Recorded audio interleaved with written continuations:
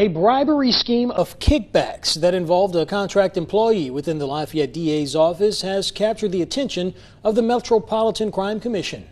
Dusty Guidry is a former contract employee of the Lafayette DA's office, pled guilty to 3 counts of bribery, all in connection to a federal program fraud case.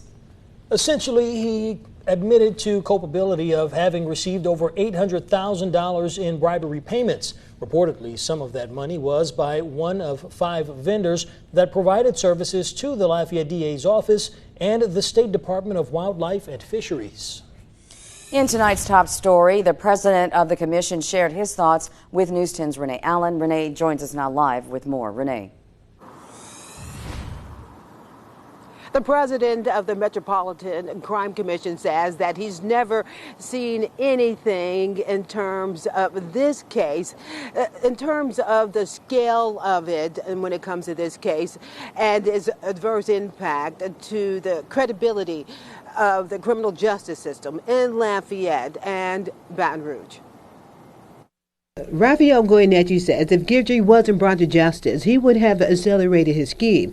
In fact, the number of people going through the pre-trial diversion program in Lafayette to help nonviolent offenders get a second chance was said to be growing. So in his guilty plea, he acknowledges that he lowered the standards for the diversion program to get more participants in, which benefited him financially and the vendors that were paying bribes to him.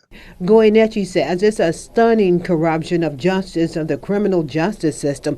He says, keep in mind, the federal government is only charging Guidry with periods of time they had wiretaps in place, which only span about 15 months. In his guilty plea, he acknowledged that one offender paid a $25,000 bribe to get into the diversion program.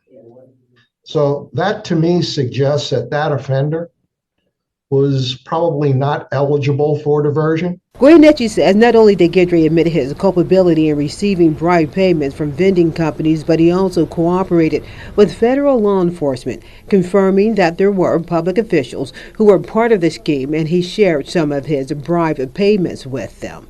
He's never going to be held accountable for everything that he did, but it's going to prevent him from continuing to do this for, the years to come that he would have continued to serve in that. And he was making so much money, he wasn't going to slow down.